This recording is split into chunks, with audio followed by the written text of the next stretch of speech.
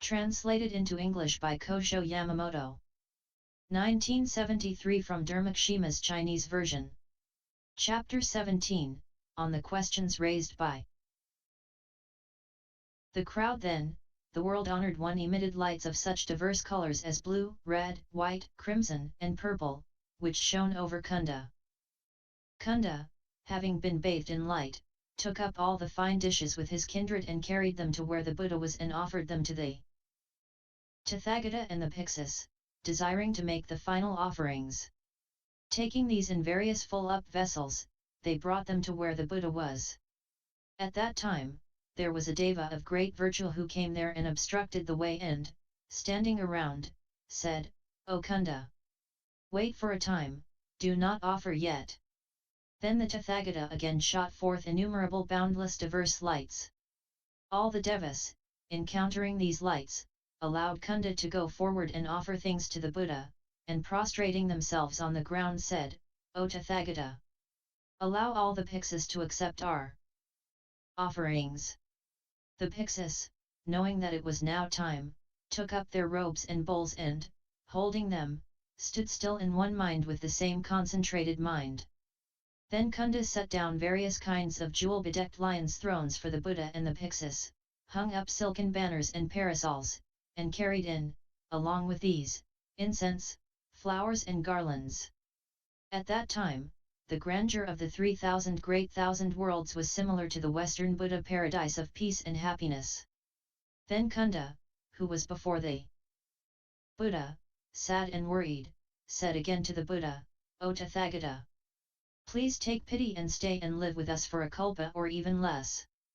The Buddha said to Cunda, "If you desire to have me stay long in this world, make the final perfect offerings." Then, all the Bodhisattva Mahasattvas, devas and all others said in one voice, "Oh, it is wonderful, Cunda, that you have accomplished the greatest of virtues. You have done so well that the Tathagata has accepted from you the final offerings. We lack virtue, so that what we do ends in no good." Then the world-honored one, in order to satisfy the people, put forth from each pore of his skin a Buddha. Each Buddha had a retinue of innumerable bhiksus. All of these Buddhas and bhiksus partook of all the offerings which had been made. Tathagata Shakya himself took what Cunda presented to him. At that time, all the rice bran, all the well-cooked food, the 8 koku unit of measurement for cereals and liquids of cereals that could well satisfy the people of all Magadha state were, through the divine power of the Buddha, served to all those who were congregated there. On seeing this, Cunda was overjoyed, his joy was inexpressible. The hearts of all those congregated there felt the same. Then all those congregated there, in accordance with the wish of the Buddha, thought in this manner, "The Tathagata now accepts our offerings. Before long, he will enter Nirvana." Thinking thus, they were both glad and sad. By the divine power of the Buddha, in a space the size of the point of a needle, there were gathered together an innumerable number of all Buddhas and their retinues, who all sat and ate. What they ate was all equal, all the same, with nothing differing. Then the devas, asuras, and others all wept and were sad. They said, "The Tathagata has received our final offerings. Having received them, he will enter Nirvana. To whom can we now make offerings? Now, with the unsurpassed trainer parted from us, we are all like blind men." Then the world-honored one, in order to console all those gathered there, spoke in a gatha. "Do not weep, the Dharma of all Buddhas is thus. It is now innumerable kalpas since I entered Nirvana. I have always received the best of bliss, and rested myself forever in peace. Now, listen with all your heart. I shall now speak about Nirvana. I am now segregated from the sense of taking food. I now feel no thirst. I shall now, for your sake, speak about the vows step by step, and cause all to be blessed with peace. Listen well and practice the eternal Dharma of all Buddhas. If crows and owls live in a tree and make friends with one another like brothers, I shall now gain Nirvana for eternity." The Tathagata views all beings as he does Rahula. I shall always be the most honored one to all beings. How could I enter nirvana for all eternity? If snakes, rats and wolves live in a hole, and become friends with one another like brothers, I shall enter nirvana for all eternity. The Tathagata views all beings as he views Rahula. He always becomes the one honored by beings. How can he stay long in nirvana? If Saptaparna, a bitter plant, changes into Varsika jasmine, if Karu gentian changes into Tintoka Dios pyros embryo teres, then I might well enter nirvana. The Tathagata views all as he views Rahula. How could he abandon compassion and enter nirvana for a long time? If an Ekantaka could, in his present body, attain enlightenment and first-grade bliss, then I would certainly enter nirvana. The Tathagata views all as he views Rahula. How could he abandon compassion and enter nirvana for a long time? If people all at once attain enlightenment and abandon all evil, I shall certainly attain nirvana. The Tathagata views all as he views Rahula. How could he abandon compassion and enter nirvana for a long time? If the water of mosquitoes and sawflies could indeed wet the whole earth, and fill the rivers, valleys, and seas, I would enter nirvana. My compassionate heart views all as I do Rahula. I am ever the honored one of all beings. And how could I be long in nirvana? For this reason, seek deeply for wonderful Dharma. Do not be overmuch concerned, nor cry, nor weep. If you desire to act rightly, practice the eternal of the Tathagata. Harbor the thought that such Dharma lives long, and that there is no change. Also, be mindful of the fact that the three treasures are all eternal. This will beget great protection. It is as in the case of a dead tree, which, as a result of magic charms, brings forth fruit. Such are the three treasures. All of you, the four classes of people, give ear well. On listening well, joy will arise and bodhicitta will come about. If the three treasures come about as eternal, and are as paramartha satya ultimate reality, that is the utmost of vows of all Buddhas. If any bhiksu, upasaka, or upasika aspires to the highest vow of the Tathagata, know that such will have no ignorance and is worthy of receiving offerings. By dint of the power of the vow, the virtues and fruits of that person's actions will, in the world, be like those of an arhat. Anyone who cannot meditate on the eternal of the three treasures is a kandala. If a person can indeed realize the eternal of the three treasures, such a person will part from the suffering that arises out of the causality of existence and will attain peace, and there will be no luring, tempting, hindering, and worrying trouble that will remain behind. Then, humans, devas, the great crowd, and asuras, having heard this sermon, were gladdened and inexpressibly overjoyed. Their minds were softened, with all hindrances done away with, and no ups and downs were felt in their minds. Their great virtue was pure. Their faces looked glad, and they knew the eternal nature of the Buddha. Because of this, the devas made heavenly offerings and strew flowers of several kinds, with powder and smearing incense, and with heavenly music, they made offerings to the Buddha. Then the Buddha said to Bodhisattva Kashyapa, "Do you see the rare things done by these people?" Kashyapa answered, "I have already seen them, O world-honored one. I see that the number of Tathagatas is innumerable, boundless, and uncountable. I see that they have received the offerings of all people, humans, and devas. Also, they see the adornments of the great bodies of all Buddhas, and see that though the place where they sit is just the size of a needle point, a great number of people stand around and do not jostle one another, that the people who are gathered together all take vows, deliver sermons in 13 gathas, that the great crowd are praying in their minds and are saying, 'The Tathagata now accepts my offerings.'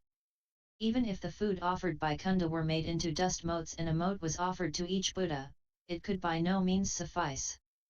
But the divine power of the Buddha has so contrived things as to enable all the people gathered here to receive their share.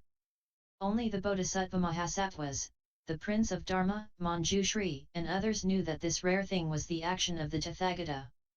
All were expedients of the Tathagata that were thus manifested. The great crowd of Sravakas and Asuras now all knew that the Tathagata was one eternal.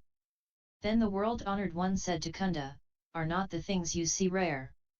"Yes, indeed, O world-honored one.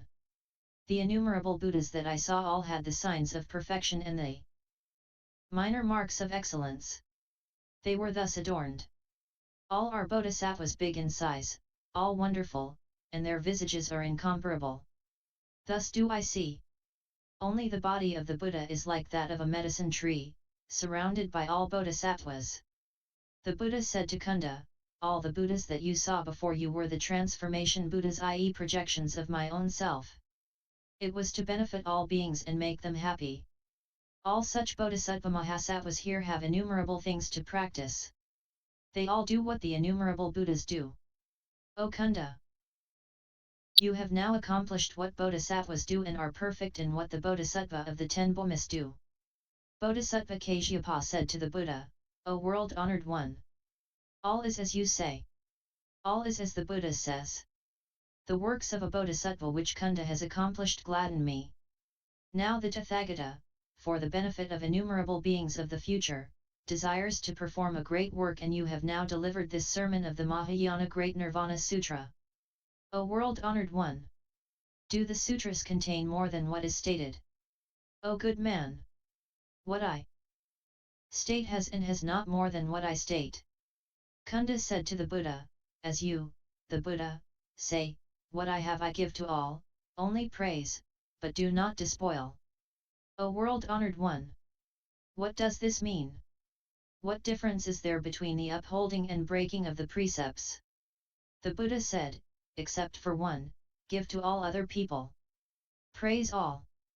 Cunda asked, "Who is that one person who is to be accepted? For example, the person who breaks the precepts stated in this sutra?" Cunda said further, "I do not completely understand. Please be good enough to explain." The Buddha said to Cunda, "To break the precepts refers to the ekantaka. Giving things to all others should be highly regarded. This will result in great fruition." Cunda asked further, "What does ekantaka mean?" The Buddha said to Cunda, "Should any bhiksu, bhiksuni, upasaka or upasika who speaks ill of wonderful dharma and commits grave offences not repent and in his or her mind not think that it, i.e. what was done was bad, such a person will inevitably be one who is taking the path of an ekantaka. Any person who has committed grave sins such as the 4 grave offences and the 5 deadly sins, and who, knowing that he has transgressed, never fears or repents and does not say out confess, who is not minded to protect, feel love for, and build up, the Buddha's wonderful Dharma, but speaks ill of it, belittles it, and points out things that are supposedly wrong is a person who is taking the path of an ekantaka. Also, a person who says that there are no such things as the 3 treasures is a person who is taking the path of an ekantaka. Except for such, you may indeed give. And this is laudable." Then Cunda said further to the Buddha, "What is the transgressing of the precepts?" The Buddha said to Cunda, "A person who commits the 4 grave offences, the 5 deadly sins, and one who slanders wonderful Dharma, is transgressing the precepts." Cunda asked further, "Can such a person, who has transgressed the precepts, be saved at all?" The Buddha said to Cunda, "If circumstantial factors combine, such a person can indeed be saved. If a person, donning the Buddhist robe, does not discard it, and his mind always repents and fears and is not gone far away, he will reproach himself, saying, 'What a fool I was to commit such grave sins! How strange that I should engender this karma!' He greatly repents. He becomes minded to protect wonderful Dharma and build it up. I shall certainly make offerings to anyone who protects Dharma. To anyone who recites the Mahayana Sutras, I shall pose questions, uphold and recite those sutras. If I understand them well, I shall speak of them widely to others. I say that such a person is not one who has broken the precepts. Ymot. O good man! For example, when the sun rises, all gloom clears away. They Same applies to the appearance into the world of this all-wonderful great Nirvana Sutra. This annihilates all the sins committed over innumerable kalpas past. That is why this sutra says that if wonderful dharma is gained, great fruition ensues, and this saves the person who has broken the precepts. A person may transgress, but if he repents and returns to dharma, he will think, all the evils one performs are like doing evil against one's own self. Fear arises and he repents. There can be no help other than this wonderful dharma. For this reason, I shall turn back and take refuge in wonderful dharma. If things proceed thus in taking refuge, a person may make offerings to such a one and there will be no end of good fruition arising from this. Also, we can say that such a person is one worthy of offerings from all the world. There may be a person who does evil, as stated above, and after a month or 15 days, does not take refuge or confess. If someone makes offerings to such a person, there will be very little merit arising therefrom. The same with one who has committed the 5 deadly sins. If he repents and feels ashamed in his mind and says to himself that what he has done until now was all evil deeds and the cause of great suffering, and that henceforth he will do all he can to protect wonderful dharma, such a person does not come within the category of the 5 deadly sins. Should offerings be made to such a person, this will call forth an inexpressible amount of blessings. Were one to make offerings to a person who has committed the deadly sins and in whom no thought arises of protecting dharma and taking refuge, the blessings which might ensue would not be much to talk about. Also, O good man, any person who has committed evil deeds should now listen to me clearly. I shall now expound expansively. Think in this way, wonderful dharma is the hidden store of the Tathagata. Therefore, I shall protect and build it up. Anyone who makes offerings to such a person will be blessed with supreme virtue. O good man! A woman conceives a child. When she is about to give birth, there arises turmoil in the land and she flees abroad. There is a shrine, where she gives birth to her child. Later, she hears of the return of peace to her home country and of a bountiful harvest. She takes her child and wishes to return to her homeland. On the way, there is the Ganges, where the water is high and swiftly flowing. Having the child with her, she cannot cross the river. She prays in her mind, I will not cross the river on my own, even if I die, I shall not part from my child. Saying this, she throws herself into the water. She dies, and is later born in heaven, on account of her compassionate heart in wanting to protect the child. Even so, this woman was bad at heart. But because of her love for her son, she was born in heaven. It is the same with those who have committed the 4 grave offences and the 5 deadly sins. Although having done evil before, because of the protection of dharma, a person becomes the best field of merit to the world, i.e. good done to such a person will yield happy karmic results. A person who protects dharma will meet with such an inexpressible reward. Cunda further said, O world-honoured one! An ekantaka may repent, respect and make offerings to the 3 treasures. If one makes offerings to such a person, will that generate great returns? The Buddha said, O good man! Do not ask such a thing.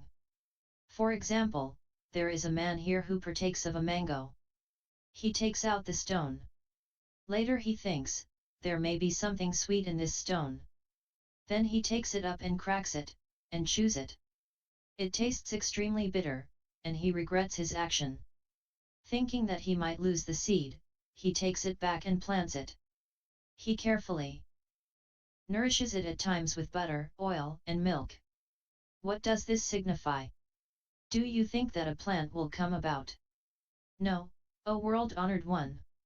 Even if heaven were to rain down sweet rain, there could be no chance of a plant coming about. The same is the case with this ekantaka. The root of good has been burnt out. How can he expiate his sin? O good man! If a good mind mental state or thought arises, we do not speak of an ekantaka. O good man! For this reason, it is not true that whatever is given has no difference in its results. Why not? The thing given to a Sravaka is different, so too is what is given to a Pratyeka Buddha. Only what is given to a Tathagata calls forth unsurpassed fruition. That is why I say that it is not true that there is no difference in the results of the offerings made. Cunda said further, why is it that the Tathagata delivered this gatha? The Buddha sighed to Cunda, when there is reason for it, I deliver such a sermon. In Rajagriha, there was once an Upasaka who had no faith and served a Nirgrantha. And yet, he came to me and asked about the meaning of offerings. That is why I delivered this sermon. Also, for the sake of Bodhisattva Mahasattvas, I speak of the hidden doctrine. What is the meaning of this gatha? I say all. But this all refers to the all which is only little. Know that the Bodhisattva Mahasattva is the man of men. He upholds the precepts and gives away what results from that. He abandons transgressing against the precepts and weeds out the barnyard grass, i.e., defilements. Aso, next, O good man. It is as with the Gatha, in which I said in days gone by. All rivers have bends. All forests have trees. All women flatter. All freedom calls forth peace. Then Bodhisattva Manjushri stood up from his seat, bared his right shoulder, knelt down on his right knee, advanced and touched the Buddha's feet, and said in a Gatha. It is not the case that all rivers have bends. And that all woods are trees. All women are flatterers. All freedom is peace. What the Buddha says in this Gatha has more to it. Please condescend to tell us the detail. Why? O world-honored one! In the 3,000 great thousand worlds, there is a country called Godaniya. There is, in that land, a river which is straight. The river is named Shabaya. It is like a straight rope and flows into the sea in the west. The Buddha has not yet spoken of this in other sutras. Please, O Tathagata, condescend to expound within the compass of the Vaipulya Agama Sutras what has been left out from the explanations, to enable bodhisattvas to have deep faith and understanding. O world-honored one! For example, there is here a man who may first know of a gold ingot, but not of the gold. The same with the Tathagata. He knows all dharmas and yet still has parts left out to speak, i.e. has not said all he knows. The Tathagata gives such talks, and yet we may well come to understand what the intended meaning is. All forests surely have trees, and there are also other things in them. Why? Several other things such as gold, silver, and beryl are there. Gem trees are also called trees. We say that all women are flatterers, and yet, they are more than that. Why? Because there are women who uphold the precepts and are perfect in virtue, having a great compassionate heart. All freedom is surely bliss, but there is still more. Why? One who has freedom is a Chakravartin. The Dharmaraja Dharmaking Tathagata does not belong to Yama, the ruler of the hells. He cannot die. Brahma and Chakra are unmolested, unimpeded, unrestricted, and yet they are non-eternal. That which is eternal and unchanging is called unmolested. This is the Mahayana Great Nirvana Sutra. The Buddha said, O good man! You now talk well. Stop and listen to me for a while. O Manjushri! As an example, a rich man falls ill and suffers. A good doctor sees this and prepares some medicine. The sick man is greedy and takes too much. The doctor says, if your body can stand it, you may indeed take as much as you please. But your body is weak now. Do not take too much. Know well that this is amrita, but at the same time a poison. If taken in excess and if not digested, it becomes poisonous. O good man! Now, do not say that what this doctor says is a transgression and that the medicine does not work. O good man! The same is the case with the Tathagata. All is done for the king, queen, crown prince, prince, and minister. The prince and queen of King Prasenajit were arrogant. To teach them, fear was appropriate. Especially to such as the Dr. Agatha, such as this is delivered. All rivers have bends. All forests have trees. All women are flatterers. all freedom surely gains one peace. O Manjushri! Know that what the Tathagata says has no lapses, inconsistencies, shortcomings. The earth may turn upside down, but what the Tathagata says has no lapses.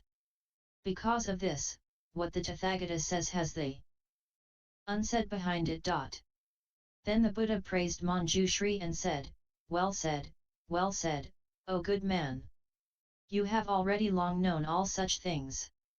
You have pity for beings, and to allow them to arrive at wisdom you widely put such questions to the Tathagata referring to the Gatha. Then, the Dharmarajaputra Manjushri said in a Gatha before the Buddha, I follow what others say, and do not speak against them. And I do not look at others to see if they do or do not do according to Dharma. I only look back upon the good or not good of what I do. O world-honored one! I talk about the medicine of Dharma thus. I do not say that what I say is right. I say what others say and do not transgress. Condescend, O Tathagata, to tell me of this. The world-honored one always says, all Tirthakas of the kinds go to the unfortunate realms and all Sravakas face the right path. They uphold the precepts and deportment and guard their sense organs. All such people care for great Dharma and take the path that is good. O Tathagata! Why is it that in the 9 types of sutra you give reproof when there is a person who breaks others transgresses? What could the meaning of such a gatha be? The Buddha said to Manjushri, O good man! I delivered this gatha. It is not for beings in general. It was for none but King Ajatasattu. The all-Buddha world-honored one does not unsay what has been said, if there is no reason for doing so. When there is reason, he so speaks. O good man! King Ajatasattu, after having killed his father, came to me, and to prevail on me he put this question to me, how, O world-honored one, can you be all knowledge, or are you not? Devadatta had for innumerable ages past an evil intent and thought of following and harming the Tathagata. Why is it that you allowed him to become ordained? O good man! Because of this, I delivered this gatha for that king. I follow what others say, and do not speak against them. And I do not look at others to see if they do or do not do, I only look back upon the good or not good of what I do. I, the Buddha, said to the great king, you have now killed your father. The deadly sin has already been committed. It is the greatest of sins, the consequence of which is life in Avicii hell. Confess and cleanse yourself. Why do you look to the ill of others? O good man! For this reason, I delivered this sermon in Agatha just for his sake. Also, next, O good man! I also deliver this sermon for those who strictly uphold the precepts, who do not transgress, who are perfect in deportment, and who see well what ill deeds others perform. Any person who is rightly guided by others, who keeps away from all evil deeds, and who teaches others and makes them keep away from evil is none other than my disciple. Then, the world-honored one, for Manjushri's sake, spoke in Agatha. All fear the sword and staff. There is none who does not love life. Put your own self into the parable equation. Do not kill, do not use the staff. Then, Manjushri spoke this gatha before the Buddha, it is not that all fear the staff. Put your own self into the parable. Try your best to devise the best expedients. The Tathagata spoke this gatha, which is not complete. Why not? The Arhat, Chakravartin, beautiful women, elephants, horses, treasurers, and ministers cannot be harmed by devas and asuras with sharp swords in their hands. Valiant soldiers, brave women, kings of horses, kings of beasts, bhiksus who uphold the precepts do not feel fear, even when attacked. For this reason, we can say that the Tathagata's Gatha also has elements not explained. You may say, put your own self into the parable. But this contains more than is said. Why? If an arhat is made the object of the parable, there cannot be the thought of self and life. If there is the thought of self and life, we need protection. Common mortals will also think that the Arhat is a person who practices the way. Such is a perverted view.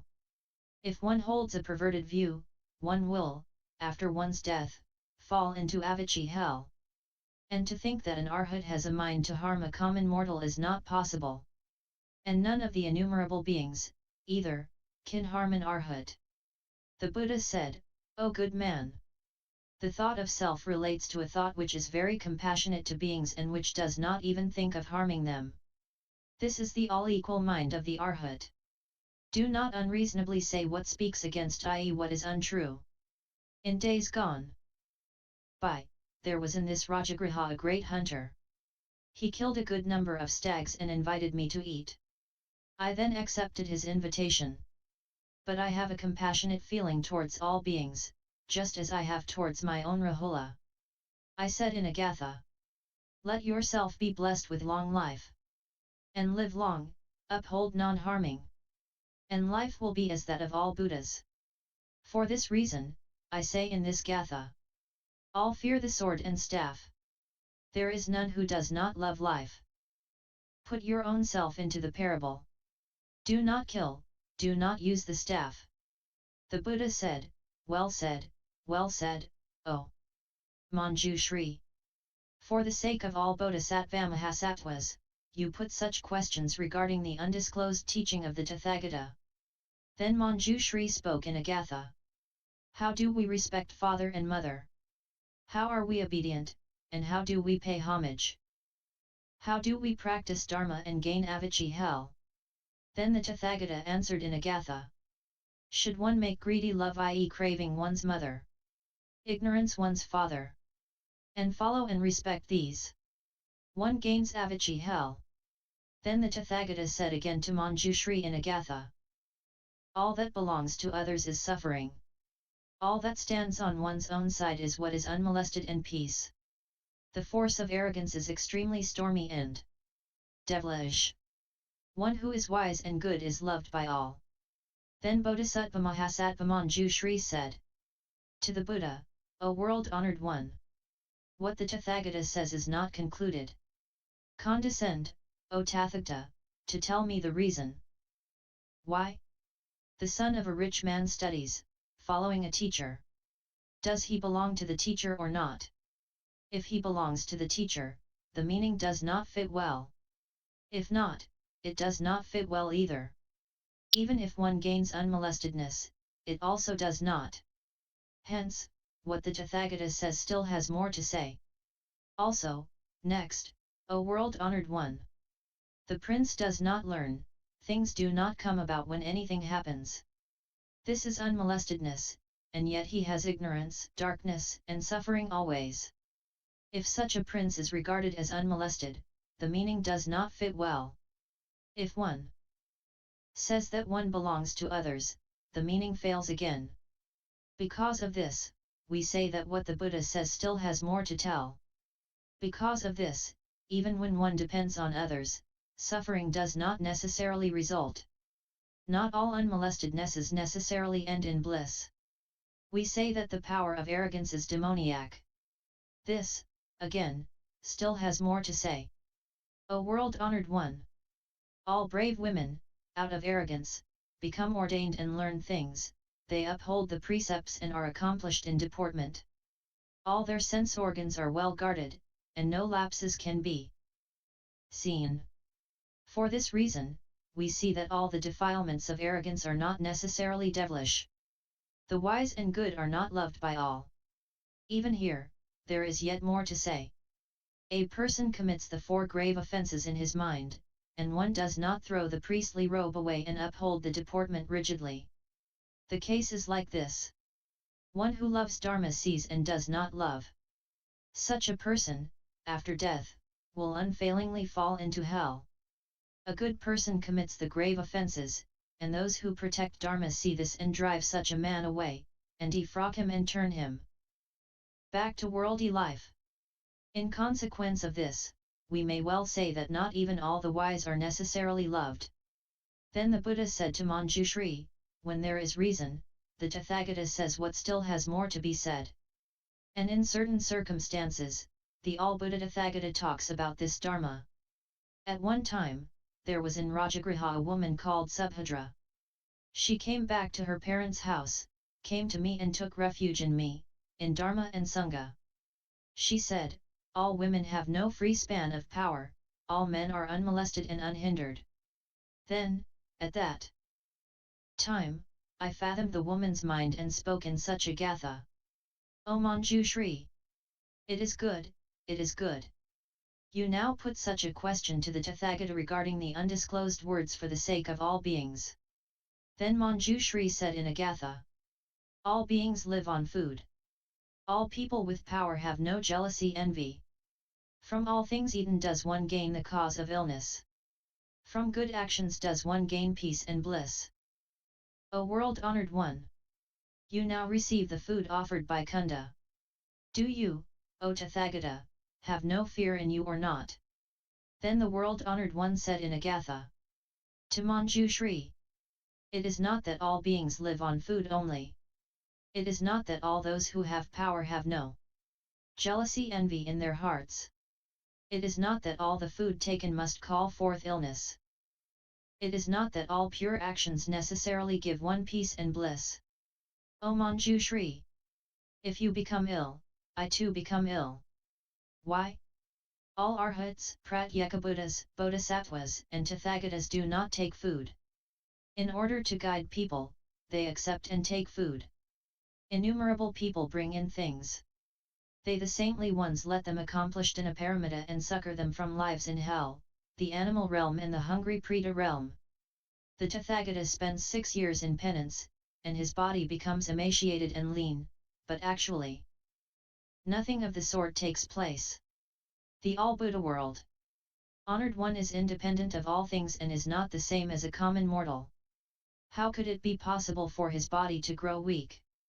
The all-Buddha world-honored one has made effort, practiced the way and attained the adamantine mind. He is not of the body of the weak constituted common mortal. The same with my disciples. All this cannot be thought of. They do not depend on food. We say that those who have great power have no jealousy envy. This still has more to say. Some people of the world do not, throughout their life, have any jealousy. They seem to lack great power, too. We say that all illnesses arise out of food. This too needs qualification. There are illnesses that spring from external causes such as thorns, swords, and halberds. We say that all pure actions call forth peace. This, too, has more to it that needs to be said. We see in the world Tirthakas practicing pure actions and undergoing pain and worry. Because of this, all that the Tathagata says has yet more to say. Because of this, it is not the case that the Tathagata speaks in this gatha without reason. He says as there is reason for so saying. In days gone by, in this Ujjayani, there was a Brahmin called Kudiyatoku.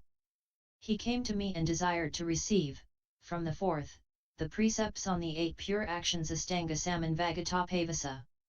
I, at that time, spoke this gatha. Then Bodhisattva Kashyapa said to the Buddha, what could be the thing that has no further left over part? What does all mean? O good man! All denotes wonderful dharma of eternal bliss, other than what assists attainment to enlightenment. This can be called all, or what has no remaining part. All other things, too, can be what have parts to tell or also what have no more part to tell. It is to let all those who take pleasure in Dharma know the meaning of what yet has parts left to tell and what has no more part to tell. Bodhisattva Kashyapa felt extremely and inexpressibly glad. He stepped towards the Buddha and said, this is all wonderful. The Tathagata views all as though he were viewing his Rahula. Then the Buddha praised Kashyapa and said, well said, well said. What you see is all wonderful. Bodhisattva Kashyapa said to the Buddha, O world-honored one! Please condescend to expound to me the virtue which this Mahayana Nirvana Sutra has. The Buddha said to Kashyapa, O good man! Anyone who hears the name of this sutra gains virtue, which is so great that Sravakas and Pratyekabuddhas cannot well tell of it. The Buddha alone well knows. Why? Because the world of the Buddha is inconceivable. And how much greater will it, i.e. virtue, merit be if one possesses, recites, understands, and copies it? This sutra. Then all the devas and people of the world and asuras said in a gatha, the world of the Buddha is inconceivable. So too are those of Dharma and Sangha. This being the case, we beg that you will stay somewhat longer. The Venerable Mahakashyapa and Ananda, the two of the Sangha, will soon be here. Also, the great King Ajatasattu, King of Magadha, who very much respects the Buddha, the world-honored one, is not here. Have a little pity and stay a while. And be with us, the great congregation, and clear away our doubts. Then, the Tathagata, for the benefit of the great crowd, spoke in a gatha. The eldest of my sons is Mahakashyapa. Ananda well makes effort and can well clear away your doubts. Be satisfied with that. Ananda is one who has heard much. He will understand in a natural way the eternal and the non-eternal. Because of this, do not be much aggrieved. Then the great crowd offered many things to the Buddha. Their offerings made, they all aspired to unsurpassed enlightenment. All the bodhisattvas, who were as numerous as the grains of sand of innumerable Ganges, all attained the first Bhumi stage of bodhisattvic development. Then the world-honored one gave prophecies to Manjushri, Bodhisattva Kashyapa and Cunda. The prophecies given, he said, all good men, straighten your minds. Be wary and not indolent. I now have pain in my back and my whole body. I now desire to lie down. And thus he does, like any child or one who is sick. 149 O Manjushri. All of you, disseminate great Dharma amongst the four castes of people. I now entrust this sutra to you. Also, when Kashyapa and Ananda have arrived, entrust wonderful Dharma to them, too. Then, the Tathagata, having spoken thus, laid himself down on his right side, like any child ill in bed, all to disseminate Dharma to all beings. YouTube video Buddhist Sutras https